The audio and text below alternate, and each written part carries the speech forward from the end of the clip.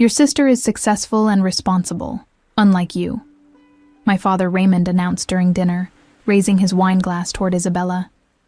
"She doesn't need help from anyone." I sat there at the dining table in our family home in Denver, Colorado, feeling the familiar sting of his words. The candlelight flickered across Isabella's smug smile as she basked in Raymond's praise. She looked stunning as always, her designer blouse perfectly coordinated with her expensive jewelry. Everything about her screamed success.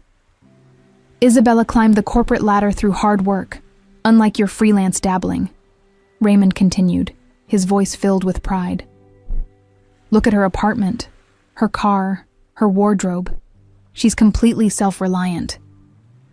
I quietly cut into my roast chicken, keeping my expression neutral.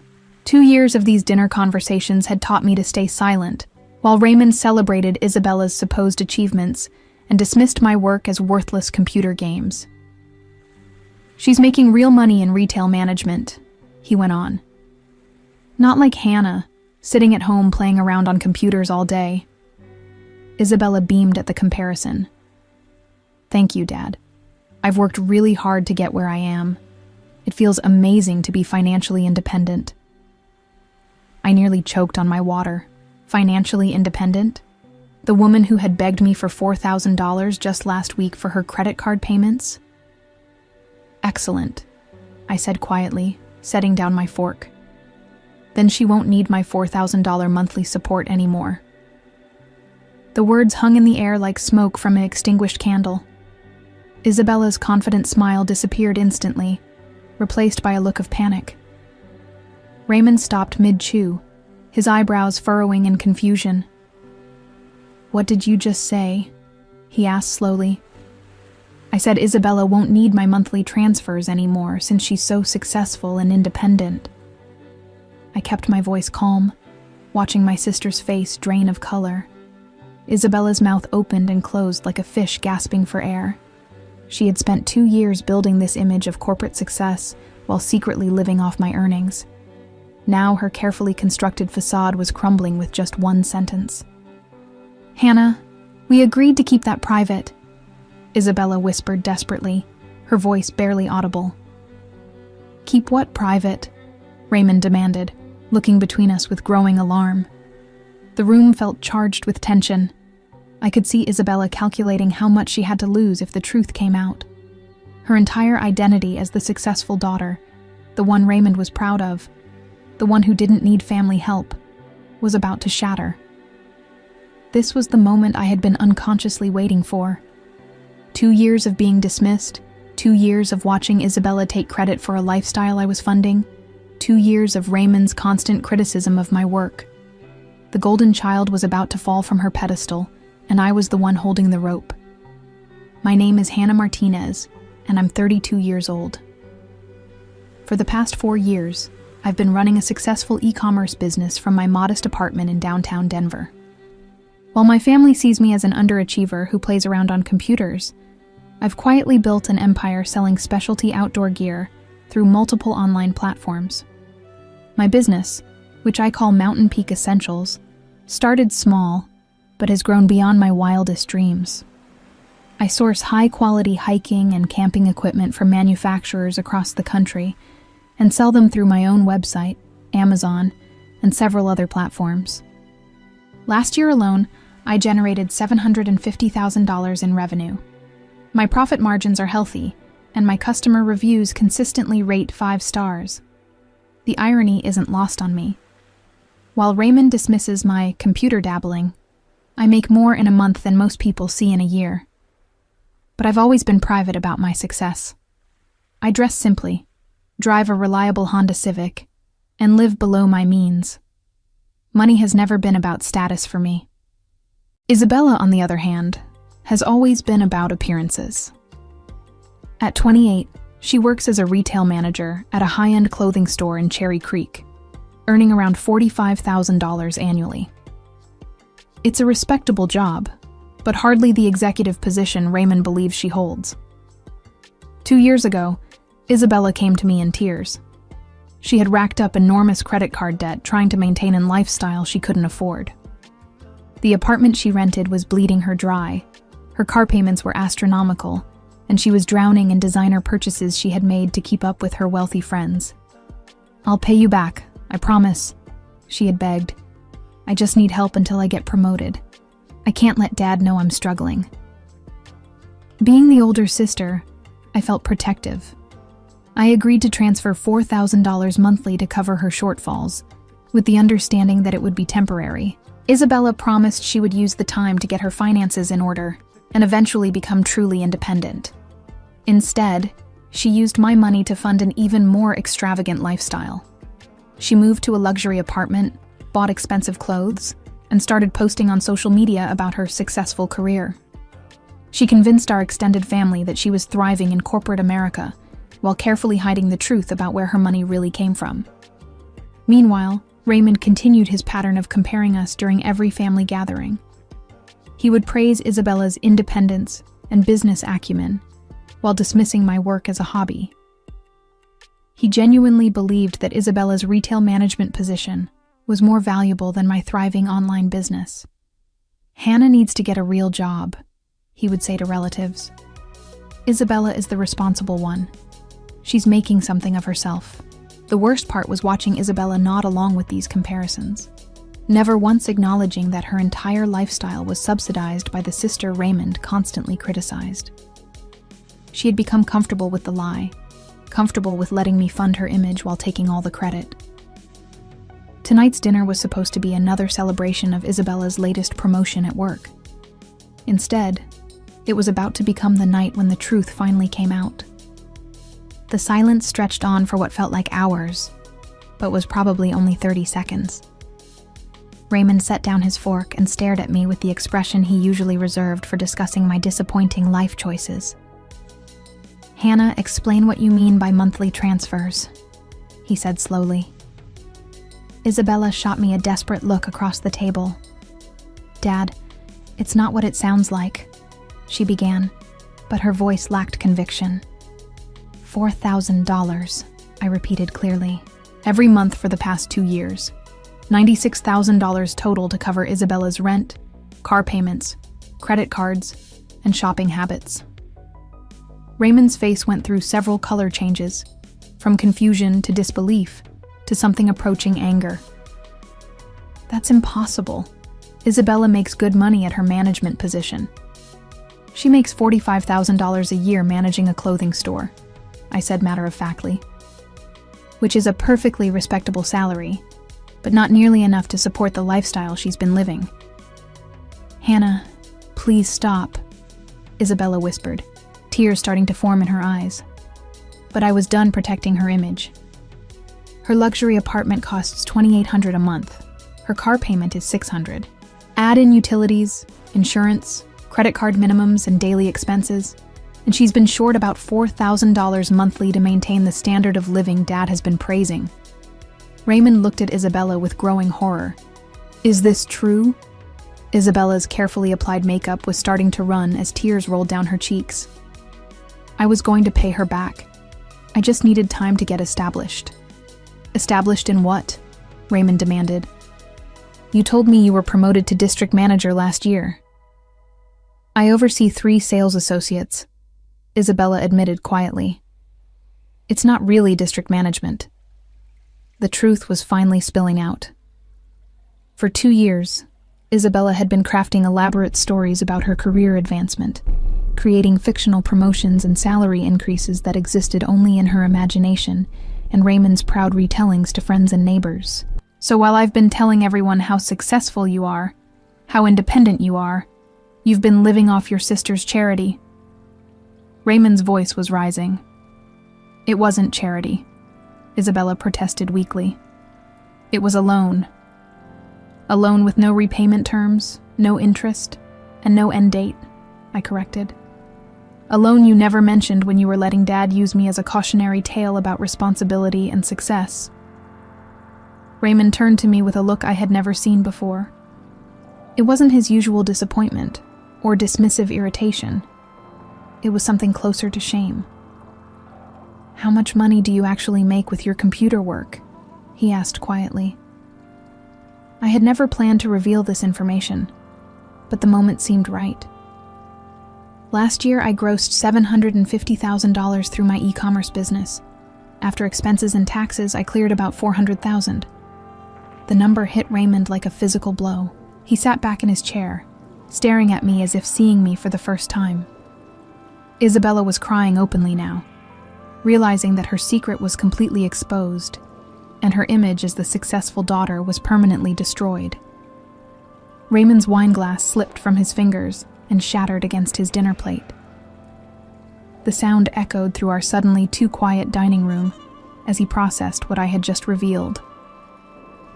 750,000, he repeated, his voice barely above a whisper. That's gross revenue, I clarified. My net profit was around 400,000, but yes. Isabella was hyperventilating at the other end of the table. Hannah, you can't cut me off now. My rent is due in 5 days. I have credit card payments, car insurance, my gym membership. Maybe you should have thought about that before spending 2 years letting Dad believe you were more successful than me, I replied calmly, pulling out my phone. I'm canceling the automatic transfer right now. My fingers moved across the banking app with practiced ease. With a few taps, I deleted the recurring $4,000 monthly transfer that had been funding Isabella's fake lifestyle. There, I said, showing her the screen. Transfer canceled. Raymond was staring at me like I had grown a second head. You make more in a year than I made as a high school principal in 5 years, and you've been sitting here letting me lecture you about responsibility? You never asked about my income, I pointed out. You just assumed that because I work from home, I must be unsuccessful. Isabella suddenly stood up, her chair scraping against the hardwood floor. Dad, you have to make her keep helping me. I'll lose my apartment. Sit down, Isabella, Raymond said sharply, his tone cutting through her panic. You've been lying to me for 2 years. I wasn't lying exactly, she protested. I was just managing the narrative. Managing the narrative? Raymond's voice dripped with disgust. You told me last Christmas that you got a $15,000 bonus for exceeding sales targets. Isabella's face crumpled. I knew you'd be disappointed if you found out I was struggling. So instead, you let me believe Hannah was the family disappointment while she was literally paying for your life. Raymond stood up, his own chair joining the chaos. Do you have any idea how many times I've told people that Hannah needs to get her act together? How many times I've used Isabella as an example of what Hannah should aspire to be? The irony was almost funny. While Raymond was holding up Isabella as the model of success and independence, she had been entirely dependent on my financial support. Every designer outfit he praised, every luxury she flaunted, every achievement he celebrated had been purchased with money from my supposedly worthless business. Hannah, I need you to reconsider, Isabella pleaded, moving around the table toward me. I'll pay you back with interest. I'll get a second job. I'll do whatever you want. What I want, I said, standing up to face her, is for you to stop pretending to be something you're not. What I want is for Dad to stop using you as proof that I'm a failure. What I want is honesty. Isabella's perfectly styled facade was cracking. Her expensive makeup was streaking down her face, and her designer blouse was wrinkled from stress. For the first time in years, she looked like what she actually was, a 28-year-old retail worker living beyond her means. But Dad thinks I'm successful, she whispered desperately. Dad thought you were successful, I corrected. Now he knows the truth. Raymond was pacing the length of the dining room, running his hands through his graying hair. 2 years, he muttered. 2 years of bragging about Isabella's corporate climb while dismissing Hannah's business as a hobby. It's not a hobby when it pays better than most corporate executives, I said quietly.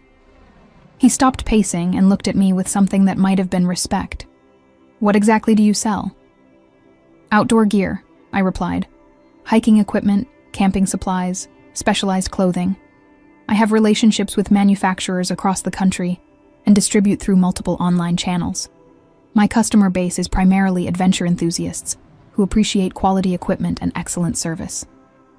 Raymond blinked slowly. And this generates $750,000 annually. More some years, less others. But consistently profitable? Yes. Isabella was still crying, but now her tears had taken on a different quality. These weren't tears of panic about being discovered. These were tears of genuine grief for the life she was about to lose. "I need specifics about your business," Raymond said, settling back into his chair with a new intensity. "I want to understand exactly what I've been dismissing all these years." Isabella looked between us with growing desperation. She was realizing that Raymond's attention had completely shifted away from her crisis and toward understanding my success. "I started Mountain Peak Essentials 4 years ago," I began.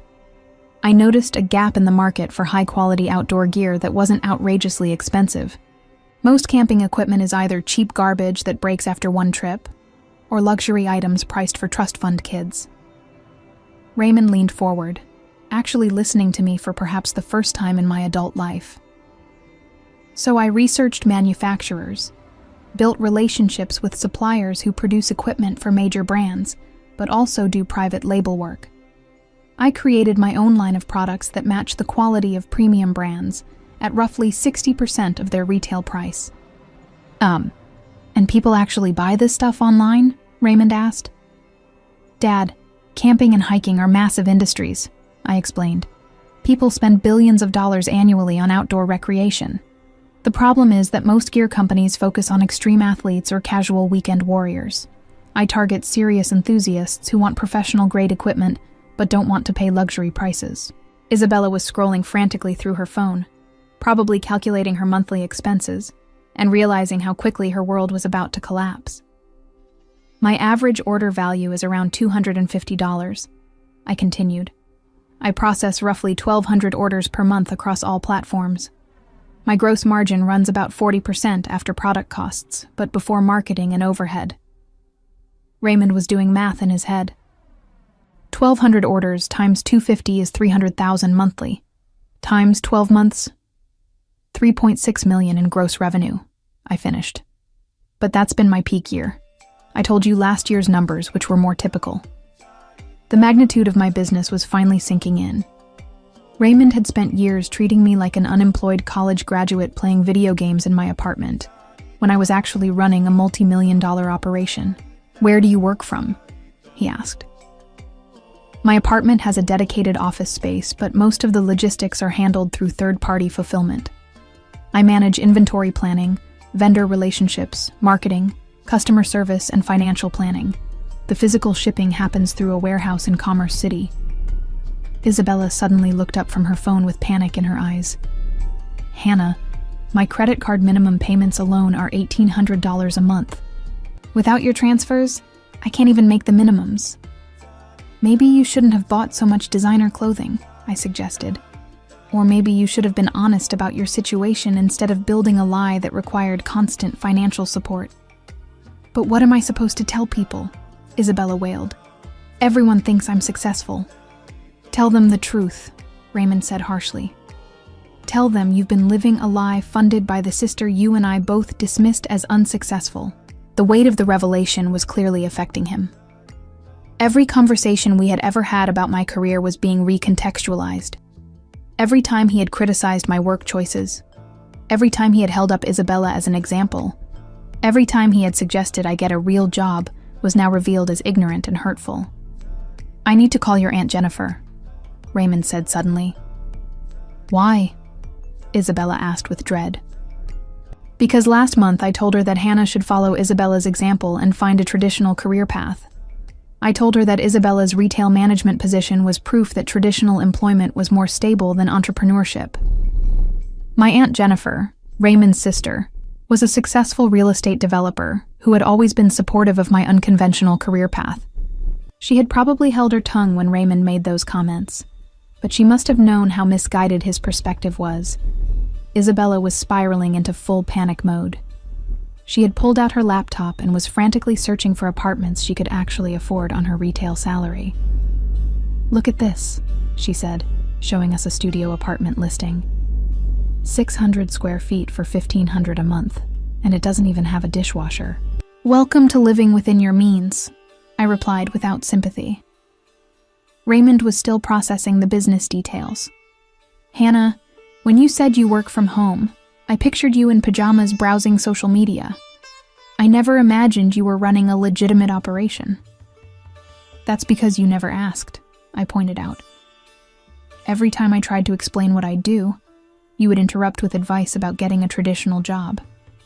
He had the decency to look ashamed. I thought I was helping. I thought I was encouraging you to be more like Isabella. More like Isabella, I repeated. You mean more like someone who lies about their income, lives entirely on credit, and depends on family handouts while pretending to be independent? Isabella slammed her laptop shut. I wasn't trying to hurt you, Hannah. I was just trying to make Dad proud. By using me as the family disappointment while living off my success? The anger I had been suppressing for 2 years was finally coming out. Do you know how many family gatherings I've sat through listening to lectures about responsibility and work ethic while funding your entire lifestyle? Raymond stood up abruptly and walked to the window overlooking our neighborhood. I owe you an apology, Hannah. A massive apology. It's not just about apologizing, I said. It's about recognizing that your assumptions about success and failure were completely wrong. Isabella's traditional job title impressed you more than my actual financial achievement. But her job seemed more... He paused, searching for the right word. More legitimate? I suggested. More respectable? More like what you understand? He nodded reluctantly. That's the problem, Dad. You valued the appearance of success over actual success. Isabella had a corporate-sounding title and wore business clothes, so you assumed she was thriving. I work from home in comfortable clothes, so you assumed I was failing. Isabella was crying again, but this time the tears seemed more genuine. I never wanted it to go this far. I thought I would get promoted or find a higher-paying job and eventually be able to stop needing your help. For 2 years? I asked skeptically. I kept thinking next quarter would be better, or next year. I kept thinking something would change. The only thing that changed was your spending, I pointed out. Instead of using my support to get stable, you used it to justify spending even more. Raymond returned to the table and sat down heavily. What happens now? Now Isabella figures out how to live on her actual salary, I said. And maybe both of you stop treating my career like a cute hobby that I'll eventually outgrow. And what about the money Isabella owes you? Raymond asked. I had been thinking about this question for months. I consider it an expensive lesson. I'm not expecting repayment, but I'm also not providing any more support. Isabella looked up with hope in her eyes. So, you're not angry about the money? I'm angry about the lying, I clarified. I'm angry about being used as the family cautionary tale while funding the very lifestyle Dad was praising you for. The money was my choice to give, but the deception wasn't acceptable. Raymond was quiet for a long moment. When he finally spoke, his voice was different than I had ever heard it. Hannah, I would like to learn more about your business. Not to criticize or suggest changes, but because I clearly don't understand what you've accomplished, and I'd like to. For the first time all evening, I smiled. 3 weeks later, I sat in my home office watching my bank account grow instead of shrink by $4,000. The money I had been sending to Isabella was now being reinvested into expanding my business internationally, and the results were already showing. Isabella had moved into a modest one-bedroom apartment 15 minutes from her retail job. She had sold most of her designer clothing and jewelry to cover her credit card payments, and I had heard through Raymond that she was working extra shifts to make ends meet. The most satisfying part wasn't watching Isabella struggle with reality. It was watching Raymond come to terms with how wrong he had been about both of us. He had called me every few days since our dinner confrontation, asking detailed questions about my business operations. Not critical questions or suggestions for improvement, but genuine curiosity about how I had built something successful, while he was dismissing it as worthless. I told Jennifer about your real revenue numbers, he admitted during one of our calls. She laughed at me for 20 minutes straight. Aunt Jennifer always knew you were underestimating me, I replied. She said she tried to tell me several times, but I wouldn't listen. Raymond's voice carried a weight of regret. She said I was being an arrogant fool who couldn't recognize success because it didn't look like what I expected. That sounded exactly like something Jennifer would say. She had never been shy about calling out family members when they were being ridiculous. The worst part, Raymond continued, is realizing how many people I told that Isabella was the responsible one, and you needed to get your act together. I was bragging about her corporate success to everyone. And now? Now I have to figure out how to explain that everything I said was wrong. That the daughter I was criticizing was actually more successful than I ever dreamed. And the daughter I was praising was living in a fantasy funded by her sister's generosity. The reversal was complete. Raymond's entire understanding of his daughters had been flipped upside down, and he was struggling to reconcile his assumptions with reality. The most dramatic consequence came when Isabella's carefully constructed social media presence began to crumble. She had built an enormous following by posting photos of her luxury lifestyle, her designer outfits, and her expensive apartment. Her social media fed the narrative that she was a successful young professional living her best life. Without my financial support, that content stream dried up immediately. She could no longer afford the designer pieces that had been central to her online image. Her luxury apartment was gone, replaced by a modest space that didn't photograph well. Her expensive dinners and shopping trips became memories. Her followers began to notice. Comments on her posts shifted from admiration to concern. "Where have you been? Are you okay? Your content has really changed lately." Isabella tried to maintain the facade for a few weeks, posting throwback photos and recycling older content. But eventually, people started asking direct questions about her apparent lifestyle change. The final blow came when one of her former co-workers, someone she had probably bragged to about her corporate success, commented publicly asking about her big promotion that never seemed to have happened. Isabella's social media presence, which had been built entirely on the lie of her financial success, became impossible to maintain once the truth was revealed. She eventually made her accounts private and stopped posting altogether. Meanwhile, Raymond had begun telling people the truth about my business success. It was awkward for him, having to explain that he had been wrong about both of his daughters for years. But he seemed committed to making up for his mistakes by giving me the recognition I had earned. "I'm proud of what you built," he told me during one of our conversations. "I'm ashamed that I couldn't see it when it was right in front of me." Those words meant more to me than all the money I had ever made. Isabella's transition back to reality proved more brutal than anyone anticipated. Within 6 months of losing my financial support, she had been forced to declare bankruptcy, unable to manage the credit card debt she had accumulated while living far beyond her means. The luxury apartment, designer wardrobe, and expensive car were all repossessed or sold, leaving her with barely enough furniture for her small studio apartment. Her social media followers, who had admired her seemingly glamorous lifestyle, began to distance themselves once they realized her success had been entirely fabricated. Former friends stopped inviting her to expensive social events she could no longer afford, and dating became complicated when potential partners expected the affluent woman her online presence had portrayed.